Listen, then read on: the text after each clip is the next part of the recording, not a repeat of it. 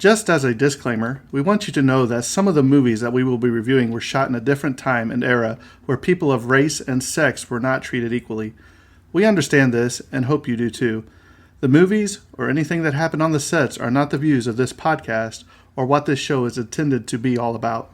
Exactly. And we want to give due diligence in presenting the movie and not the views of the cast or directors or anyone involved. But we also feel it's necessary to let the audience know some of the background information to get a feel for what was happening at the time of shooting the film. Again, we hope you understand that we do not agree with everything that went on, and we just want to give out the information. And with that being said, hope you enjoy the show.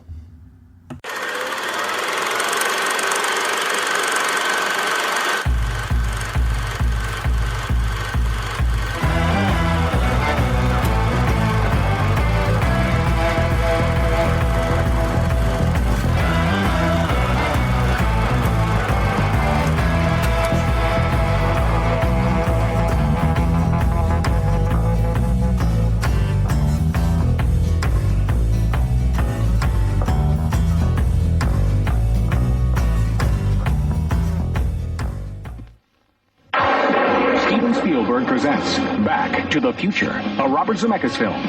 Marty leads an ordinary life. No McFly ever amounted to anything in the history of Hill Valley. Well, history is going to change. And 1985 is not his year.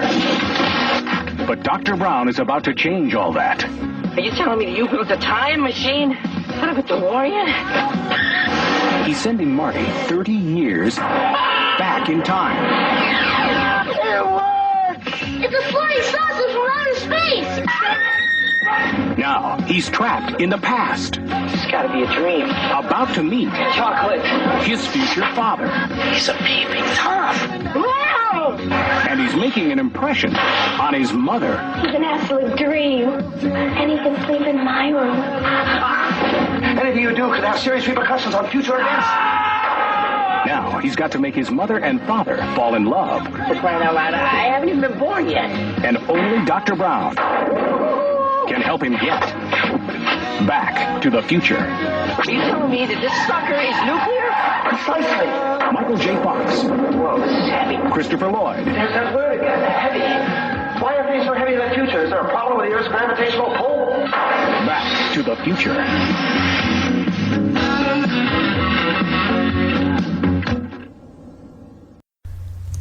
All right, guys, we're officially back after my 20th wedding anniversary. It seems like it's been forever since we have recorded an episode. Terrence, how you doing today, my friend? Doing all right. You look tired. A bunch of overtime today. It's a double-edged sword. You look tired. I was like, how's that different than the other week? Right? I know, right? So, yes, you are listening to the Tragedy of Cinema podcast. If this is your first listen, thanks for giving us a listen. Also, thank you to our continued listeners.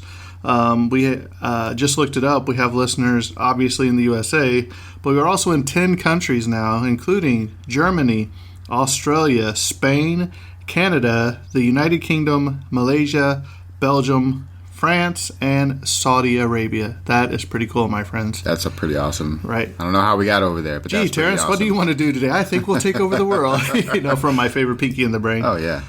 So today's episode, we will be doing, as you can tell from the trailer, Back to the Future.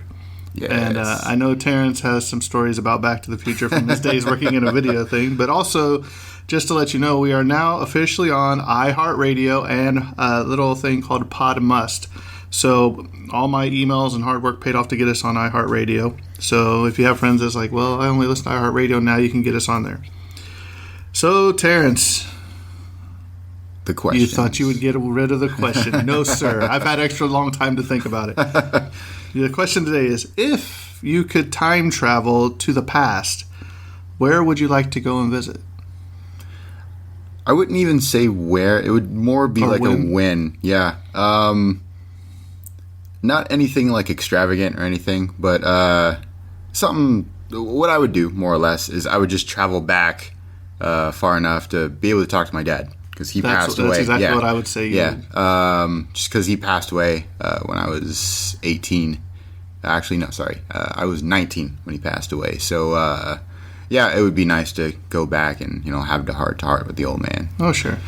And I was also thinking, like, I'd also see like how the Great Pyramids of Egypt were built. Yeah. You know, just I wouldn't want to stay. I'd just like to drop in and say, like, wow, yeah. that's how they did it. And then come back. You know. All right. Also, today we are recording is June 19th. There are a couple famous birthdays I found. In June 19th, 1897, Mo Howard of the Three Stooges was born. Nice. Also, in 1962 on this day, Paula Abdul was born. It's funny because I only know her from American Idol. Yeah, this is the age difference here. Yeah, because you know her as the artist, Right. and I know her as the judge. Because she had one of them cool videos where she was with a cartoon cat. Oh, getting out of a remote yeah. on. Also, this is an interesting fact. On this date in 1954, the Looney Tunes character Taz first made his debut in Devil May Hare cartoon. Huh. So I thought that was a pretty little Yeah, side that's note pretty to get awesome. into. I'm going to go ahead and read, since we haven't been on for a while, we have a couple of reviews. I'm going to go ahead and read and get those out of the way. The first one is from Jesse K85, titled "A Podcast Unlike Any Other." It gave us 5 stars, or they gave us 5 stars. It says, "I love this podcast. It's great with the elder and the millennial banter back and forth. Very diverse points of view and hot takes. It's very rare to find such an entertaining, family-friendly podcast in this day and age. Keep up the great work, guys. Excited for new episodes every week." So I guess they like our banner. You know, my dad was like, "You need to just chill out on Terrence." I was like, "They like it." I said he doesn't even remember what I say half the time anyway. For the audience while I listen to him. So And then this I get one- to relive it all over again. This one you're gonna love, and I told him I would read it. But this is from Art Toast. Okay, this is great sleeping material. 5 stars. Enjoy your podcast. I listen to some of it every night. I turn it on and set the timer or the sleep timer for 15 minutes. In about 6 minutes, I'm fast asleep. Keep up the good work. Love, Dad. LOL. You guys are doing a great job. So my dad wanted to throw us a little sly humor in there, but he said he was going to go with artist, but it was already taken. So he was eating breakfast and he came up with art toast. So thanks, Dad. There you go. You have your 5 seconds of fame. And we got it in before the 6-minute mark. Yeah, so you're still awake when you listen to this. So with that being said, this is going to be a doozy. It's a lot of information. We probably will break it into 2 episodes, probably, depending where timing is and all that. So the longer I sit here and talk about nothing, the longer it's going to be. So Terrence, let's go ahead and get into it. All right. So, Back to the Future, release date July 3rd, 1985. Its budget was $19 million, which is $44.7 million in today's, for including inflation. Opening weekend, USA, $11.3 million. That's $26.6 million in today. Gross USA, we're looking at $210.6 million. That would be $495.9 million. In today's money. And then we have finally cumulative worldwide gross $381 million, and that's $897.4 million. So needless to say, it kind of came out on top. Oh yeah, exactly. I mean, it's no unknown that this movie is a classic for sure. So the director is Robert Zemeckis. Zemeckis? Is it Zemeckis? I think so. Yeah, we'll go with that. So Robert Zemeckis, writers Robert Zemeckis and Bob Gale. Technical aspects, runtime 1 hour and 56 minutes. It feels longer. I didn't realize it was only 1 hour and 56. I thought it was like a 2 hour plus movie. Anyway, sound mix, we're looking at 77 millimeter, 6 tracks, 77 millimeter prints. Dolby 35 millimeter print as Dolby Stereo, and Dolby Digital. This was color, done in Technicolor. Aspect ratio is 1.37 by 1 negative ratio, and 1.85 by 1 theatrical ratio. So once again, we're looking at just like, I believe the last movie we covered was done in 2 different ratios, one for regular release and then one for the theatrical release. Its camera was VistaVision VistaFlex. That one was another previous camera that we have gone over in a previous episode. Panavision Panaflex was another camera that was used. The laboratory that this was done in was Technicolor, Hollywood, USA. Film length is 3,186 meters, Sweden. Negative format. So I just wanted to go over this. When I say negative format, that's the film reel that was used to put this movie on, basically. 35 millimeter, also horizontal. The Eastman, this was the type of film that it was filmed on. So it was filmed on two different type of film reels.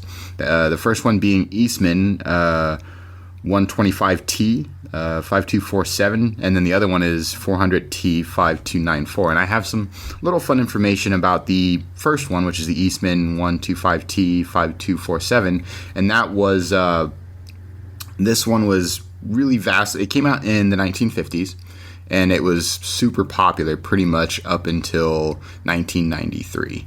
So that's why we're seeing this in this movie, because even though another film stock came in, which was the did I write it down? Yeah, the 5248 film came out in 52, and then that was also being used, but this one still continued its use until around 1993. Can you imagine what they could do in this day and age with all the stuff they have? Oh, yeah. It would just going back, it would just be amazing.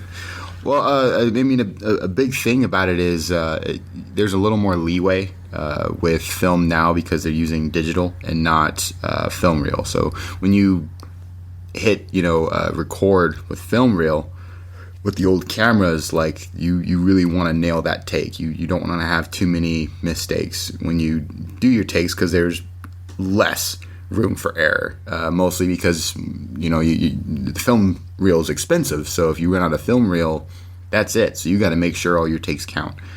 So yeah, that's just a little bit about negative format, aka the film reel that it's on. Moving on, the cinematographic process is spherical. Then we're looking at VistaVision special effects, printed format 35mm Eastman 5384, 77mm blow up Eastman 5384, and then D Cinema 2011 and 2015 re-releases. Now, moving on to the awards. This is the fun part for me. Academy Awards USA 1986. Winner, Oscar, Best Effects, Sound Effects Editing, Charles L. Campbell, Robert R. Rutledge, and nominee for Oscar, Best Writing, Screenplay written directly for the screen, Robert Zemeckis. Zemeckis? Yeah, Zemeckis. Bob Gale, Best Sound, Bill Varney. B. Tennyson Sebastian II, Robert Twilwell, William B. Kaplan, Best Music, Original Song, Chris Hayes, Music, Johnny Cola, Music, Huey Lewis, Lyrics, and for the song, The Power of Love. So... So they won a good amount, and they also were nominated for, well, they got the one winning, which is pretty awesome for special effects and whatnot. And then lots of nominees, so that just goes to show how good of a movie this is. The Golden Globes, USA 1986. Nominee, Golden Globe Best Motion Picture, Comedy or Musical. The Best Performance by an Actor in Motion Picture, Comedy or Musical, Michael J. Fox. Best Screenplay, Motion Picture, Bob Gale, Robert Zemeckis. Best Original Song, Motion Picture. That was once again for The Power of Love. The BAFTA Awards, 1986. Nominee, BAFTA Film Award, Best Editing, Arthur Schmidt, Harry Karamittis. Best Film, Bob Gale, Neil Canton, Robert Zemeckis. Best Screenplay, Original, Robert Zemeckis, Bob Gale. Best Production Design, Lawrence G. Paul. Oh, that's two L's. Best Special Effects, Kevin Pike and Ken Ralston. Academy of Science Fiction and Fantasy Horror Films, USA 2011. Nominated: Saturn Best Award, Best DVD Collection for Back to the Future 2 and Back to the Future 3 as part of a collection in the Back to the Future 25th Anniversary Trilogy. Academy Science Fiction, Fantasy, and Horror Films USA 2003. They were nominated. Saturn Award, Best DVD Classic Film Release, once again, that anniversary collection. Academy of Science Fiction, Fantasy, and Horror Films USA 1986. So you just see this reoccur over and over. They won for Saturn Award Best Science Fiction Film, Best Actor, Michael J. Fox, Best Special Effects, Kevin Pike.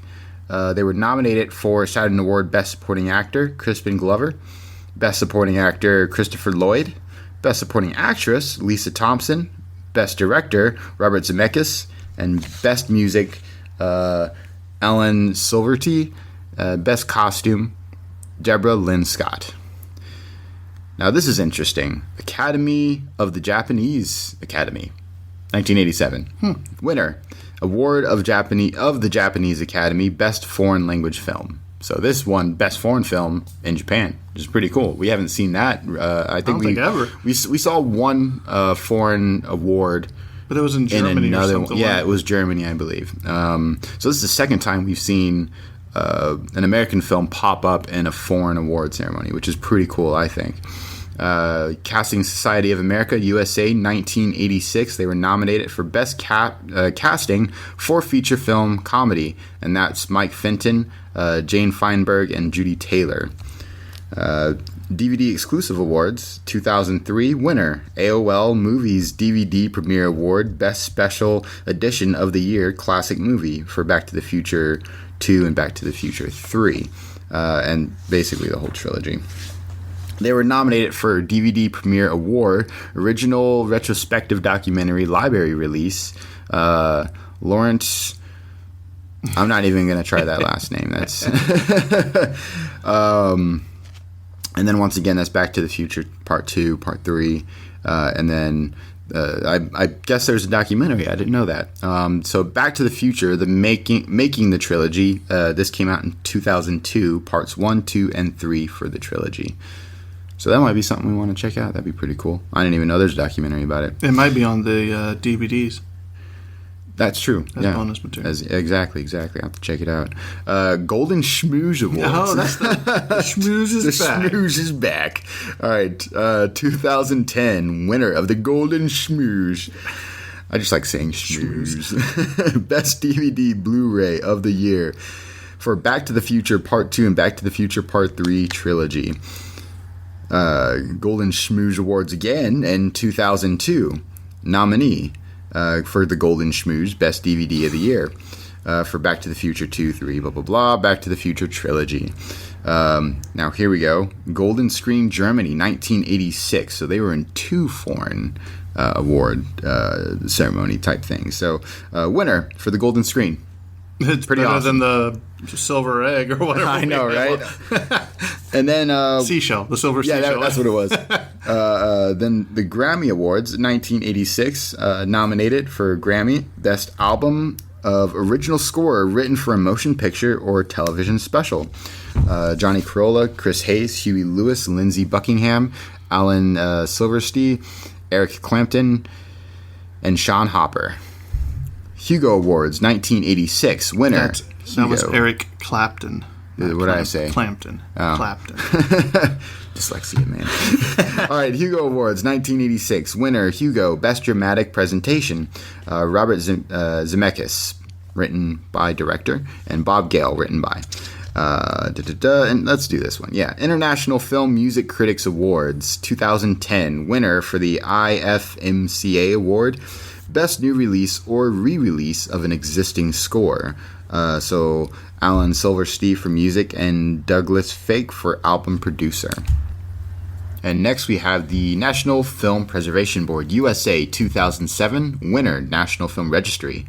The Online Film and Television Association 2014 winner of the OFTA Film Hall of Fame Motion Picture.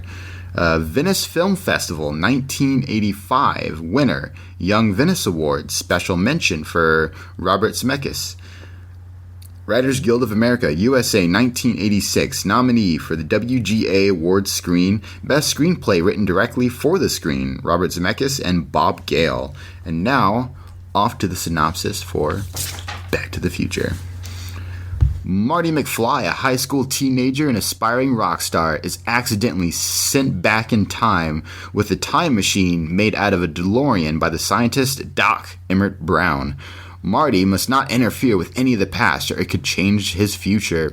Marty will be able to find Doc in the past so he can get himself back to the future. Dun, dun, dun.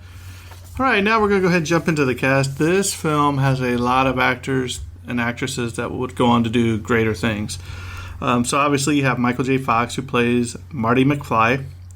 Christopher Lloyd, Dr. Emmett Brown, and I think he does an outstanding performance. Oh, yeah, he's by far my favorite in this movie. Leah Thompson played Lorraine Baines, and I always loved her. Oh, yeah. Crispin Glover played George McFly. Thomas F. Wilson played Biff Tannen. Claudia Wells, Jennifer Parker. Mark McClure, Dave McFly. Wendy Jo Sperber, Linda McFly. George DeCenzo, Sam Baines. Frances Lee McCain, Stella Baines. James Tolkien, not the writer of The Hobbit and Lord of the Rings, but Mr. Strickland. J.J. Cohen, the skinhead. Casey Siamasco played 3D, and this one's interesting, and he went on to do great things. Billy Zane Really? played Match, and Henry Waters Jr. Marvin Berry. Now, before we get into the biography, where would you rank this up with the greatest trilogies of all time? The greatest trilogies of all time. Right. Okay. Well, this is taking into account how I also felt about the second and third one. When it comes to a series, this one, the first one for me anyway, is by far the best of the three. And then it kind of, each one, it kind of dips down, I think. So as a quality of a trilogy altogether, probably lower than you would expect, just because... Oh, not me. I would put it lower, too. Yeah. I know some people really like these movies. Yeah. And it's not even because of the first one, because I do actually like the first one. It's the second and third one that I have a problem with. But honestly, the second one probably has my favorite moment. It was when he has that hoverboard, the skateboard yeah, hoverboard. of course. It's probably my favorite out of the whole trilogy. But we're not talking about the trilogy. We're just talking about this. I just wanted to see if we were on the same page, and I think we are. So for the biography, I chose... obviously, Michael J. Fox, because I know there'll be other Christopher Lloyd movies that we'll do. Of course, yeah.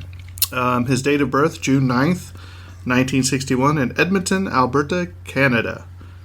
At 15, he successfully auditioned for the role of a 10-year-old in a series called Leo and Me in 1978.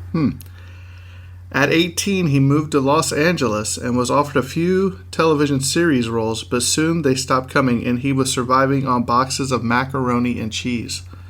Then his agent called to tell him that he got the part of Alex P. Keaton on the situation comedy Family Ties in 1982. Huh. So he was one of the, you hear about those actors that struggle. He was living off macaroni and cheese. Not that there's anything wrong with that. I like college kids living every day living off mac and cheese. No, now it's what's the ramen noodles? Yeah, cup ramen. He was diagnosed with Parkinson's disease in 1991. Adopted the J as a homage to character actor Michael J. Pollard. His birth middle name is Andrew. Okay, so another actor who changed his name to have a stage name. Do you know why he did that? Because back in those days there was things like Teen Beat and all that, you know what I mean, for girls or whatever, and he didn't want it to say Michael A. Fox because you know what I mean. Like, yeah. He quit high school before graduating from his senior year. He said he regrets quitting school as a stupid, youthful mistake. So Michael J. Fox says, "Stay in school, kids." I wonder if he ever went back and got his GED. Well, I know he got an honorary degree later. Oh, okay. But I don't know. Huh. Has forbidden any of his kids to quit high school for Hollywood, demanding that they at least finish high school and maybe attend 1 to 2 years of college. That's good. So taking his own mistakes and making sure it's not passed done again. On. Yeah, exactly. I like that. According to an interview with Fox, he originally decided to use the middle initial J instead of his own A because he didn't want Team Magazine to use the headline such as Michael A. Fox. So, was not the first choice to play Alex Keaton on Family Ties. He was only chosen after Matthew Broderick, who was originally considered for the role, refused to have a long-term television obligation. Okay, yeah, that makes sense. And I don't know if I like him in that, Matthew Broderick. Yeah. He negotiated, get this one, he's down on his luck, get this one, negotiated the deal for Family Ties from a phone booth outside a now defunct Pioneer Chicken restaurant in Hollywood because he had no phone at home. He was told the network would need to call, and he said he was only home between the hours of 4 and 5. He waited for the call, and fortunately he was there to answer it and secure the Family Ties role. Wow. Talk about So dedication. he took the phone So he just through a sent payphone. through a payphone to land the role. That's amazing. As he revealed in his autobiography, Lucky Man, he happened to be sitting right next to Princess Diana at the world premiere of Back to the Future in 1985. Wow. Michael was the first guest on The Daily Show in 1996 when Jon Stewart took over as host on January 11, 1999. And he has some pretty famous quotes. Oh, yeah. And, you know, I admire him for what, you know, that disease he's going through, the Parkinson's, and then to have the outlook on life that he does. So the first one is, pain is temporary, film is forever. That's true. Yeah. I am careful not to confuse excellence with perfection. Excellence I can reach for. Perfection is God's business. That's good. Yeah, I like it. On being diagnosed with Parkinson's disease, people always ask me if I say to myself, why me? And I tell them, why not me? I mean, man, family is not an important thing. It's everything. Yeah. I mean, I admire the guy. Some pretty powerful quotes. So we're going to look at his salaries as his career went Yeah. on. So for Back to the Future in 1985, he was making he made $250,000. Ooh, wow. Teen Wolf in 1985, which he was great in that. Oh, yeah. $750,000. The Secret of My Success in 1987, $2 million. I never saw that. Well, it's been a long time. Back to the Future Part 2 in 1989, $5 million. Very nice. Back to the Future 3 in 1990, $5 million. And Greedy in 1984, $5 million. So we could call him the $5 million kid. All right. And imagine making $5 million that Are you young. ready to get down to the fun stuff? Oh, yeah, the I think it's nitty-gritty. fun. You like the technical stuff. I like the fun stuff. I like it all, man. That's why we're here. All right, here we go. The rights to the film and its sequels are owned by Robert Zemeckis and Bob Gale. In a 2015 interview, Zemeckis maintained that no reboot nor remake of the franchise would be authorized during his or Gale's lifetime. That's a good call. It's like they saw the future. Yeah. They were like, there's going to be a time and age where they're going to do But that was in nothing but 2015. remakes. We're in 2019 now. That's so. true. Writers Bob Gale and Robert Zemeckis actually received a fan letter from John DeLorean after the film's release thanking them for immortalizing his car. That's very true. Yeah. Get this.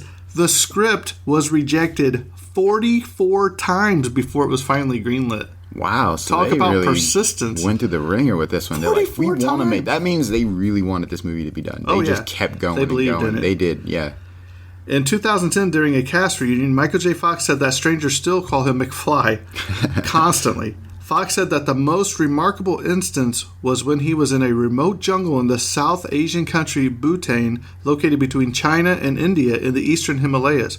A group of Buddhist monks passed him, and one of them looked at Fox and said, "Marty McFly." That's so he was amazing. getting it from a Buddhist monk. In the middle of nowhere.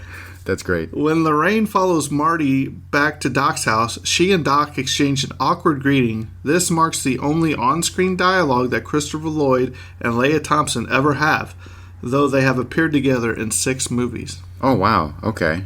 Huh. Wow, of all their movies, that's the only Right? time. That's so weird. Apparently, Ronald Reagan was amused by Doc Brown's disbelief that an actor like him could become president, so much so that he had the projectionist stop and replay the scene. He also seemed to enjoy it so much that he even made a direct reference of the film in his 1986 State of the Union address, as they said in the film Back to the Future in 1985, "Where we're going, we don't need roads." That's great. According to Bob Gale, on October 26, 1985, a group of people showed up at the mall used to film the Twin Pines Mall location to see if Marty would arrive in his DeLorean. He, of course, did not. Biff's catchphrases, "make like a tree" and "get out of here" and "butthead" were improvised by Thomas F. Wilson. That's great. So, yeah, he's quite the character. Claudia Wells, who played Jennifer Parker in Back to the Future in 1985, gave up her role to Elizabeth Shue for Back to the Future Part 2 and 3 when her mother was diagnosed with cancer. Okay, yeah. So, family first. Christopher Lloyd stated that he always wanted to do one more movie in which Marty and Doc Brown time traveled back to ancient Rome. Can you imagine? Yeah. That'd be crazy. Christopher Lloyd stated that we already just said that. Sorry. Yep. When this movie was previewed for a test audience, Industrial Light and Magic had not completed the final DeLorean in-flight shot, and the last several minutes of the movie were previewed in black and white. It didn't matter, as the audience roared in approval for the final scene anyway. That's very interesting. The inspiration for this film largely stems from Bob Gill discovering his father's high school yearbook and wondered whether he would have been friends with his father as a teenager. Gill also said that if he had the chance to go back in time, he would really go back and see if they would have been friends. After the film was released, body kits were made for DeLoreans to make them look like the time machine. That's awesome. Those are probably really hard to get nowadays. Oh man, I wonder how much they're probably expensive. Oh yeah, I mean, if you could find. After this movie, the price for a DeLorean went up. For one. Yeah. I mean, even now, if you see, every now and then you'll get lucky, you'll find like a DeLorean for like $5,000 or something like that. But typically, because of this movie, they're pretty expensive. You'll find out later on in these notes as I was going through. They said that they had 3 for this movie, and they broke down all the time. They said they're a terrible car. I was like, wow.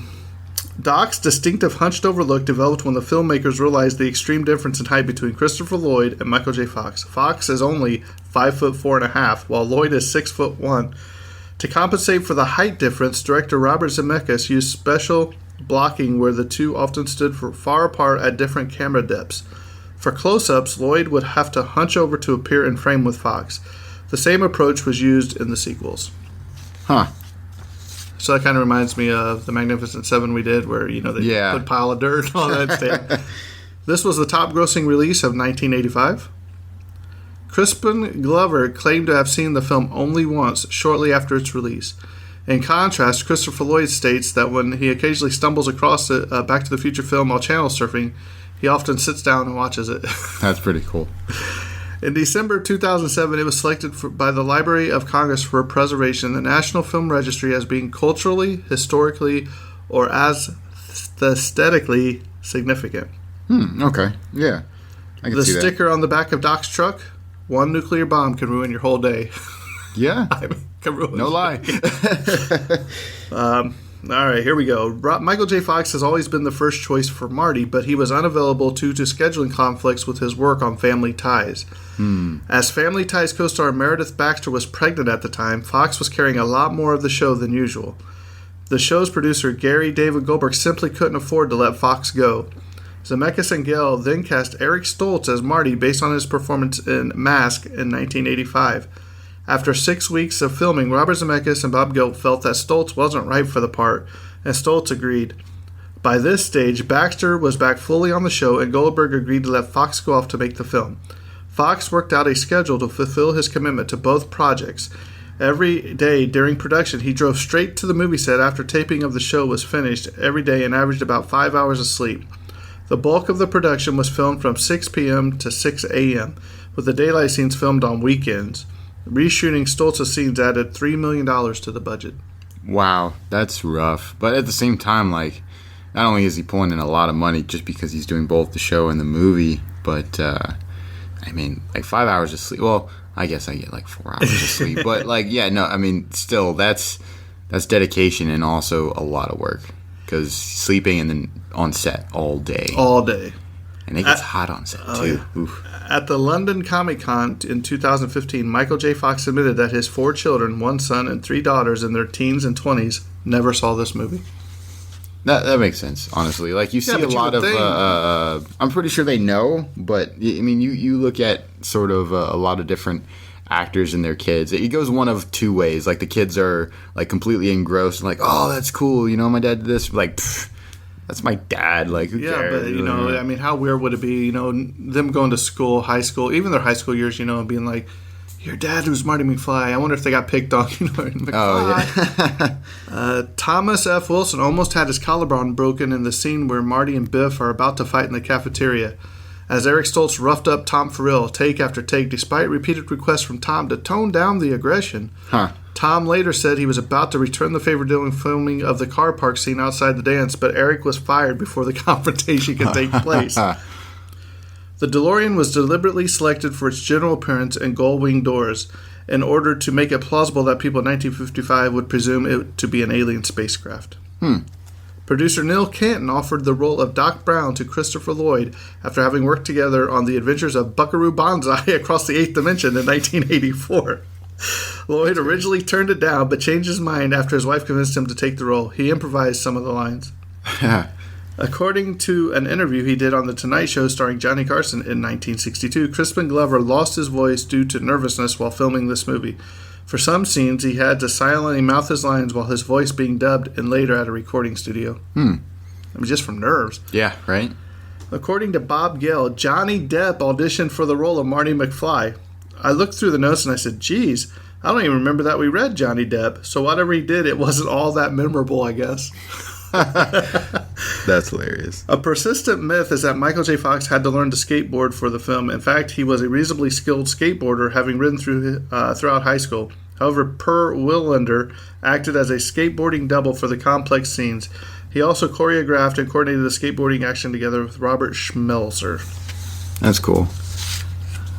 Did you ever have a skateboard, Terrence? I did. I skated for a long time, actually. Oh, yeah. And then someone stole my skateboard, and that was it. Yeah, I miss it. Those were good days. I've actually been thinking of just buying one, just skate. Yeah, nostalgia. From the day the film wrapped to the day it was released was a mere 9.5 weeks. Dang. An unprecedented short lead time for a major movie release. Yeah. Huey Lewis was asked by Robert Zemeckis and Bob Gale to write a song for the film. However, the two Bobs were not thrilled with the first song Huey brought back to them. After explaining what they were hoping for, Huey came back with The Power of Love. He was then told they needed one more song, and so upon viewing a cut of the film, Huey got the inspiration for Back in Time. It took 3 hours in makeup to turn the 23-year-old Leah Thompson into the 47-year-old Lorraine. Wow. That's a long time just to set the makeup, Jerry. Yeah. While filming the parking scene with Marty and young Lorraine in the car, the production crew decided to play a practical joke on Michael J. Fox's expense. Or at Michael J. The scene called for Fox to drink from a prop liquor bottle filled with water and do a spit take when he sees Lorraine with a cigarette. For a specific take, however, the prop liquor bottle was switched for one which contained real alcohol inside. Fox, unaware of this, performed the scene and drank from the bottle, only to discover the switch after the fact. The full gag is featured on the outtakes section of the DVD. Marty McFly mimics famous rock stars during the later part of his performance at the school dance when he starts playing heavy metal. His kicking of speakers was from The Who, the full circle guitars from Pete Townsend of The Who and Bruce Springsteen, playing the guitar while lying down Angus Young of AC/DC, hopping across the stage with one leg kicked up Chuck Berry and Young, and his solo Jimi Hendrix and Edward Van Halen. Doc Brown refers to gigawatts of electricity. This is now obscure but once standard pronunciation of the word gigawatt, 1 billion watts. During his time on the film, and being a method actor, Eric Stoltz refused to answer to any other name but that of his character, Marty McFly. When Christopher Lloyd was told that Stoltz was to be replaced, he asked, "Who's Eric?" And after further explanation, he added, "Oh, I really thought his name was Marty." That's great. When Thomas F. Wilson asked about this movie by enthusiastic fans, he will often hand them a postcard of frequently asked questions as a time saver. That's great. Leave it to Biff. Although Eric Stoltz's scenes were all reshot with Michael J. Fox, one image of Stoltz remains. During the one scene in the 1950s diner, there is a close-up of Biff's face as Marty launches a punch at him, and this was not reshot, so that as well as Stoltz's hand and arm, his head is also visible to the left of the screen for a few frames. The film was banned in China mainland for a while because the notion of time travel disrespects history. The ban has been lifted now. That's a weird ban. Reason to ban it. Yeah, right. The test audience to whom the movie was initially screened was not told that the movie was intended to be a comedy. Robert Zemeckis and Bob Gale recalled that the atmosphere in the cinema started to get really tense during the scene where Einstein the dog is sent through time, because the audience was expecting if something gruesome had happened to the dog. In the opening sequence, all of Doc's clocks reads 7:53, 25 minutes slow, as said by Doc on the phone, except for some broken clocks on the floor. One of them, next to the case of plutonium, reads about 8:20, unclear because of the angle, which would make it the only clock in the room right on time. The Screen Actors Guild can't have two people with the same name on their books, so Michael J. Fox inserted the J in the name to differentiate him from an actor called Michael Fox. In Back to the Future in 1985, Marty goes back to the year 1955. His dad is a huge fan of the show Science Fiction Theater, something Marty uses to his advantage. The original Michael Fox starred in the real Science Fiction Theater in the year 1955. That's pretty cool. Yeah, right? The University of Southern California Film School writing classes used the screenplay for Back to the Future as the model of the perfect screenplay. Wow. That is really interesting. Yeah, right? When Robert Zemeckis was trying to sell the idea of this film, one of the companies he approached was Disney, who turned it down because they thought that the premise of a mother falling in love with her son, albeit by a twist of time travel, was too risque for a film under their banner. In fact, Disney was the only company to consider the film too risky. All other companies said that the film was not risky enough compared to other teen comedies at the time. For example, Fast Times at Ridgemont High in 1982 and Revenge of the Nerds in 1984. Huh, that's very interesting. But it 100% makes sense. Disney's always had very strict guidelines, and they are very, very careful of what they put under the Disney franchise. Right, but remember Tron came out That's true. sometime around this time. I can't remember exactly, in 82, 83. Yeah. Remember, they didn't make another live-action movie for a long time. That's also true, yeah. Michael J. Fox was allowed by the producer Family Ties to film this movie on the condition that he kept his full schedule on the television show, meaning no write-outs or missing episodes, and filmed most of the movie at night. He was not allowed to go on Back to the Future promotional tours. And that is rough. To be the lead actor and not go on these promotional But tours. you got to admit, he was probably the lead actor on the TV show, too, so you can't just have him miss exactly. episodes. You can't just leave. Especially because they were saying during the filming, the other lead role was pregnant and not there, so he had to take the helm of really pushing the show. A marketer hoped to get a prominent placement for California Raisins, someone in the film. He suggested putting a bowl of raisins on a table at the Enchantment Under the Sea dance. He had also told the California Raisins Board that this would do for raisins what E.T. the Extraterrestrial in 1982 did for Reese's Pieces. Bob Gale informed him that a bowl of raisins would photograph like a bowl of dirt. The only thing that appears in the film is Marty jumping over Red, sleeping on a bench that is advertising California Raisins. Unhappy with their product placement, the California Raisins representatives complained to the producers and had their $5,000 refunded. Another deleted scene shows Marty peeking in on a class in 1955 and seeing his mother cheating on a test. Despite Marty and Jennifer crediting Doc as the origin of the repeated line, "If you put your mind to it, you can accomplish anything," Jennifer claims it is something he has always said. Doc never says the line once in any of the Back to the Future movies. It is Marty who says it first to his father after the dance. Later, an even older George McFly uses the line. So, it's interesting how you get these iconic quotes, and they're usually misquotes. Or the person didn't even say them. Exactly, and that happens a lot more often than you think. It's weird. Or I could say, Terrence, who said this, and you're going to come up with somebody that you probably thought always said that their entire life, and it wasn't even them. What's that? No, I'm just saying. Oh, yeah, in general, yeah. Oh, if I yeah, say, of course. Live long and prosper, and you're like, oh, Captain Kirk said that because I've always heard Captain Kirk said that, but it's actually Spock. Exactly, yeah. So it's interesting how that happens. right. Michael J. Fox has said that Marty's being characterized as riding skateboards, chasing girls, and interests in playing music with hopes of becoming a rock star was the exact same way he was during his own high school days. That makes sense. No wonder he played the part so well. The script never calls for Marty to repeatedly bang his head on the gull-wing door on the DeLorean. This was improvised during filming as the door mechanisms became faulty. The 1985 version of Doc's home is the garage that Marty and Doc hide the DeLorean in 1955. In the opening scene, an article shows that the mansion burned down years before, either for insurance money or due to an explosive experiment. The presence of this commercial development also implies that Doc sold the land surrounding the house for more money to fund his project. After all, he does state later that it took many years and his entire family fortune to build the time machine. That's crazy. The little subtle things that you got to catch on to. During Doc's demo of the time machine, just before he's about to leave for the future, he tells Marty, "I'll get to see who wins the next 25 World Series." At the time the scene was written and shot, no one was thinking there would be a sequel, let alone one where the hook Back to the Future Part 2 would be Marty wanting to get a hold of a sports almanac so he could bet on games. Right.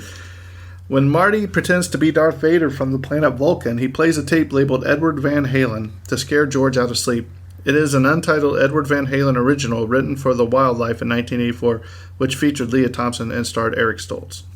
So there again, you have them all tied together or whatever. That's pretty awesome. According to Michael J. Fox on the 2010 DVD and Blu-ray interviews, the interior of the DeLorean was so tight due to the added props that every time he had to shift gears, he would reportedly hit his forearm on the handle that turns on the time circuits, and he would also wrap his knuckles hard against the time display board. If you pay attention during the car chase with the terrorists, you can hear these hit every time Marty uses the shifter. Huh. Michael J. Fox is only 10 days younger than Leia Thompson, who plays his mother, and almost 3 years older than his on-screen father, Crispin Glover. A Texaco gas station is shown both in 1955 and 1985. Interestingly, Christopher Lloyd's maternal grandfather was one of the founders of the Texaco Oil Company. That's really cool. That's really cool. The production ultimately used 3 DeLoreans, 3 real DeLoreans. Billy Zane makes his first on-screen appearance in this film as Match. So this is his first. Very first. Yeah, it's pretty awesome. Christopher Lloyd based his performance as Doc Brown on a combination of physicist Albert Einstein and conductor Leopold Stokowski. Brown's pronunciation of gigawatts as gigawatts is based on the way a physicist with whom Zekas and Gale met for research said the word. According to Bob Gale, in one of the early drafts of the script, Marty's original last name was McDermott, but it was thought to have too many syllables. It was Robert Zemeckis who then came up with naming him McFly. The gas-powered struts that hold the DeLorean's gull-wing doors open would fall during the course of filming a take, so crew members had to be on standby with hair dryers to warm them up to stop the doors from drooping. The set for Kingston Falls in Gremlins in 1984 is the same one used for this movie. Both movies were filmed in the Universal Studios backlot. Additionally, Frances Lee McCain, who played Lorraine's mother, Stella Baines, also played Billy's mother, Lynn Peltzer, in Gremlins in 1984. Oh, wow. I didn't know that. That's pretty cool. When Doc emerged from the DeLorean in a radiation suit, Marty asked him, "Is that a Devo suit?" Devo was an American post-punk musical group whose mainstream success was mainly in the late 70s and early 80s. The radiation suit Doc was wearing was similar to the ones Devo was known for wearing in music videos and live performances. That's pretty hilarious. When Marty McFly leaves Doc Brown's garage because he is late for school, Bob Gale mentioned in a commentary that the garage was actually a flat put next to a Burger King restaurant in Burbank. As part of their agreement with Burger King, the studio wasn't given any money from the restaurant for their cameo, but Burger King did allow the crew to film their scenes for free and allow them to park there. The space alien gag first appeared in the screenplay's third draft, with the primary difference being that it was to be done to Biff instead of his father. Yeah, okay. Here you go. I got the star next to these notes because this is interesting. When Marty first arrives in 1955, he crashes into the farm of Old Man Peabody, who has a son named Sherman.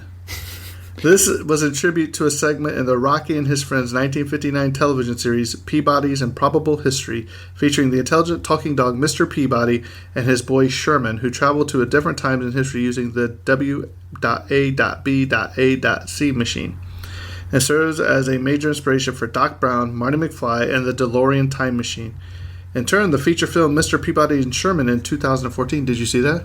No. Was it good? I don't know. It was on my list. I was hesitant to... I love Rocky and Bullwinkle, though. Yeah, Rocky and Bullwinkle was great. Based on the Peabody's Improbable History segment, pays tribute to this movie as not only its overall style, but a clever reference in a scene where Peabody and Sherman travel at unbelievably high speeds in the Waback, traveling at 88 miles per hour and higher, much like the DeLorean. So they paid tribute to it. Yeah, that's pretty cool. In the first scene at the diner, Marty asked for a Pepsi-Free. This refers to a brand of Pepsi that was the company's first caffeine-free cola. Ironically, in the same scene, Marty asked for Tab, which was actually a Diet Cola brand produced by Pepsi's rival Coca-Cola. Regardless, both orders confused the man behind the counter. Yeah. I love Tab. I mean... I don't think I've seen Tab. You got to be kidding me. Audience, Terrence doesn't know what Tab, the soft drink, is. I'm going to have to get you one. They still make them, but I don't know if I want to buy the whole 12-pack. Wow, I can't believe it. All right. That was a culture shock right there. I could give. I mean, well, to be fair, I was never a big soda drinker. Well, that's true. That's true. But you would still remember Tab. It is the pink can, kind of like your Monster Energy, but it was pink. It said Tab. Maybe it was a... you know how you'll find some products in some parts of the United States and not others? No, or Tab was worldwide. Huge? I'm sure. Oh, okay. Oh, people, help me. As of 2011, the Hill Valley Clock Tower set has been through 3 different fires. The first one happened shortly after the finishing of Back to the Future Part 2 and Back to the Future Part 3. Filming was done simultaneously. I didn't know they were done simultaneously, did you? No, I didn't. Huh. Were all the original surrounding buildings burned to the ground by lightning. The second fire in 1994 almost destroyed the structure. In 2008, the fire that destroyed the nearby King Kong 1933 ride set, along with 2 archive vaults with the New York street, slightly scorched the tower. Man. That's insane. In the original script, Doc Brown and Marty sell bootleg videos in order to fund the time machine. This plot point was removed at Universal's request as they did not want to be seen as promoting piracy. That's really funny. There are only about 32 visual effects shots in the entire film. Really? The main setting in 1955 is the year that Albert Einstein, the dog's namesake, died. Match, Billy Zane is the only one of Biff's 3 sidekicks without a single line in the entire movie. It's not until Back to the Future Part 2 that Match finally has a line. The Burger King, Toys R Us, and yes, the adult theater that can be seen in the beginning of the movie was confirmed not to be product placement. It was confirmed by Robert Zemeckis. All those places just happened to be there at the time of the filming. That's pretty hilarious. I mean, like, why would you promote that? You know, it's just kind of an accident. We were filming here, and that's what was in the background. Alan Silvestri's score begins 18 minutes into the movie, appropriately when the DeLorean time machine is revealed. Alan Silvestri's orchestra for the score of the film was the largest ever assembled at that time, 85 musicians. Wow, okay. I would think Star Wars in 77 with John Williams would be pretty big, but yeah, they say this one was the biggest one, so we're going to go with it. When Marty is playing Johnny Be Good and Marvin calls his cousin Chuck Berry on the phone to tell him about the new sound he was looking for, this is all taking place on November 12th, 1955. On that date, in actuality, Berry was named Most Promising New R&B Artist by Billboard. Oh, wow, okay. When Marty tells Doc that Ronald Reagan is president in 1985, Doc scoffs by asking if Jane Wyman is the First Lady. Wyman had actually been married to Reagan from 1940 to 1948, though Reagan was already married to Nancy Reagan. The house used for Doc Brown's house is the Gamble House at 4 Westmoreland Avenue, Pasadena, California. It was a house of the Gamble family until 1966 when it was turned over to the University of Southern California. It is now a historical museum. Gamble as there? in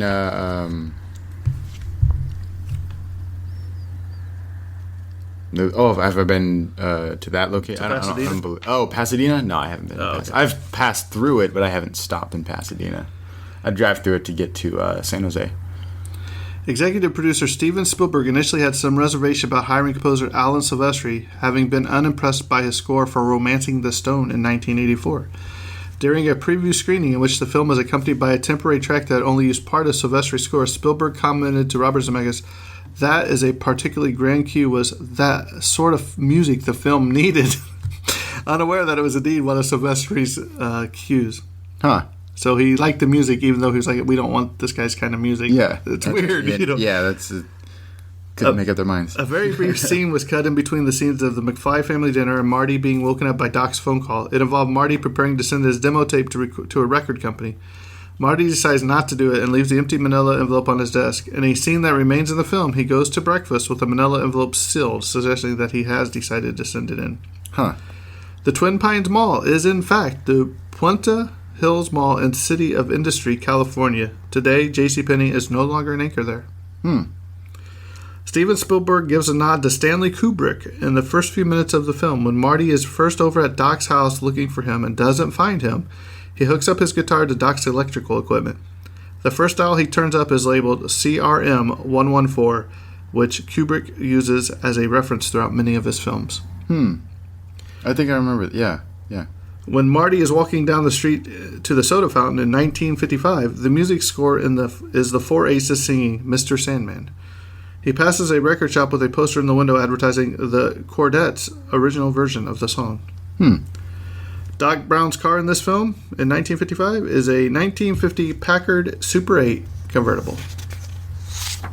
Do you know what that is? Yeah. I don't.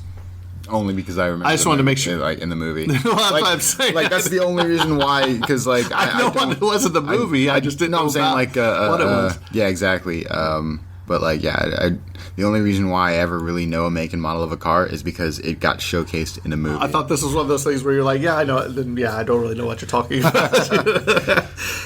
Here you go. The first episode of The Twilight Zone in 1959, Where Is Everybody?, opens with a young man wandering a town square in confusion, asking himself if he is having a bad dream. This sequence not only greatly resembles Marty's arrival in the Hill Valley of 1955 in this movie, but was shot on the same Courthouse Square backlot at Universal Studios. Holy crap. I remember, it's funny because I recently watched that first episode like a couple of weeks ago. Can I just say that The Twilight Zone is fantastic? I've watched, like, I've seen a handful of episodes, but my wife really loves it. So when we sat down and we watched like through it all, and it's just, oh man, it's just so good. The storytelling, you're captivated. They're only, 25 minutes, 30 minutes, if that. Man, but, they were like, fantastic. Each story is just so bizarre. Yeah, it's I love it. It's great.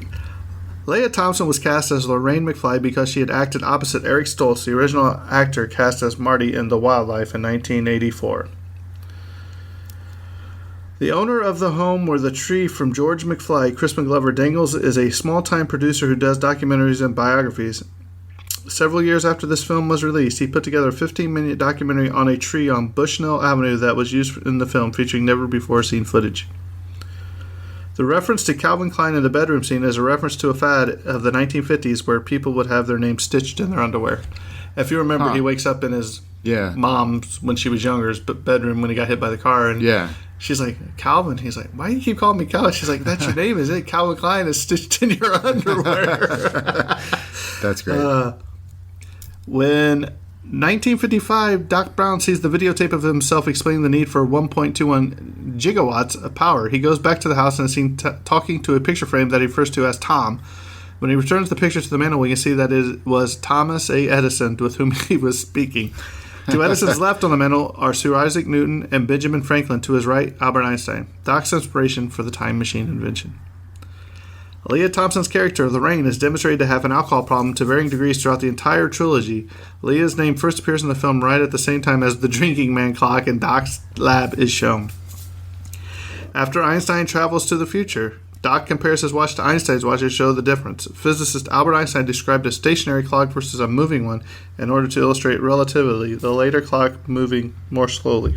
On November 10th, 2010, Bob Gill received a plaque from the principal of Whittier High School, Hill Valley High School, in dedication of the film.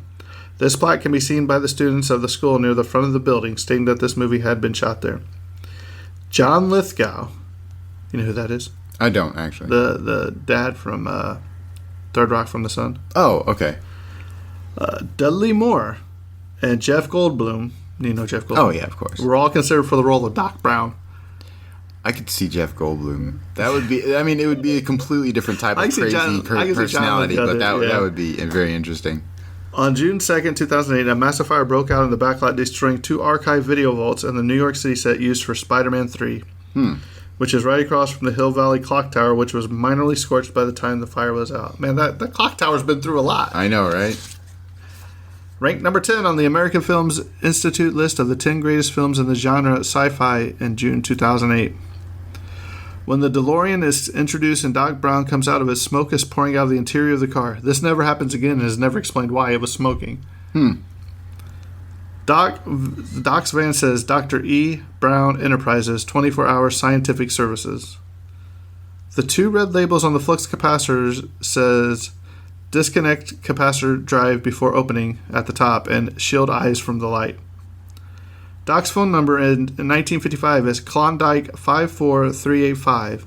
The letters K and L are both on the digit 5. Thus, the number still begins with a 555 prefix indicating a fictional number. That's great. When the McFly family is sitting down for dinner before Marty travels back in time early in the movie, Michael J. Fox is seen drinking a can of Pepsi. Fox was a major endorser of Pepsi in '85, and some viewers criticized this scene as being a thinly disguised commercial. Crispin Glover based his performance as 47-year-old George in the early part of the film on Jack Nance's portrayal of Henry Spencer in Eraserhead in 1977. While filming George's writing scene in 1955, Crispin attempted to have the scene shot with his hair standing straight up like that of Henry Spencer. When Robert Zemeckis rejected the idea, saying it would not match what was shot the previous day, Crispin allegedly replied, "Brando never matched." Huh.